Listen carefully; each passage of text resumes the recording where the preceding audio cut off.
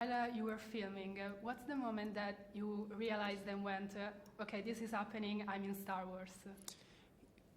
Yeah, Death Troopers. Yeah, going to Ferrix and seeing the whole set that they built. Stormtroopers are always the giveaway, you know. But because I don't have a sort of, oh my God, Star Wars feeling, it wasn't overwhelming. It was fun. It was really joyful. I thought, oh, wow, this is amazing. And then, you know, you start doing the tune and yeah, it wasn't overwhelming. It was super exciting and fun. And what do you love most about playing your character in Andor? That she's really unapologetic about wanting, about her mission, you know. I love that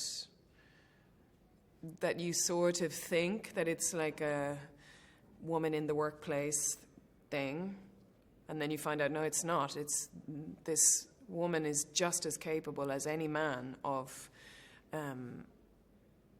like, it's a story about power, I think, the way power can corrupt, and the way that an obsessive nature in the wrong kind of, you know, she's aligned with the Empire, so her obsessive nature, if she was aligned with the rebels, she'd be really helpful, wouldn't she, to the rebel effort, but she's aligned with the Empire, so her personality is going to be, yeah, it's quite frightening,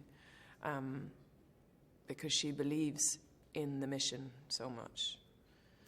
And how did you imagine her backstory? Like, what drove her to join the Empire? I don't imagine her backstory. It's not relevant to what I'm playing.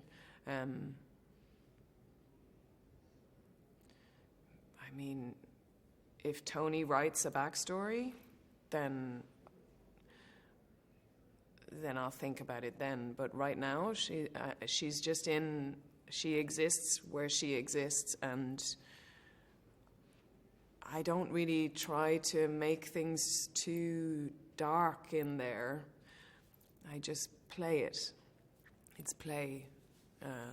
So yeah, I don't know. Maybe she has this really, but that's up to Tony. Tony writes that stuff. I mean, I can, because if I was to spend time making up a backstory and then Tony decides, well, actually, she's from this, this, and this, it's like, oh, well, I wasted all that time.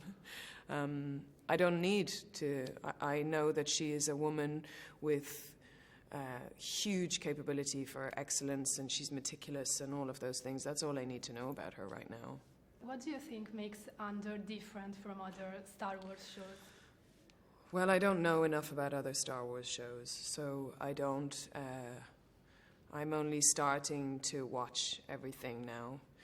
But what I love about Andor just as a show is that it's showing that everybody has light and shade, you know, that nobody is all good or all bad. There are things you can relate to in every person. Like, you could hear somebody say something that you relate to and think, yeah, I think that, and then you hear, oh my God, that person was, you know, you only have to listen to some of like Hitler's speeches before you know that they're Hitler and think, God, that guy could really talk, and then you're like, oh my God, it's Hitler. Yeah, so I really like that we see how the shadow exists in everybody. You know, Cassian shoots his friend in the first scene of Rogue One. So nobody is all hero and nobody is all villain, although Dedra's pretty close to being all villain.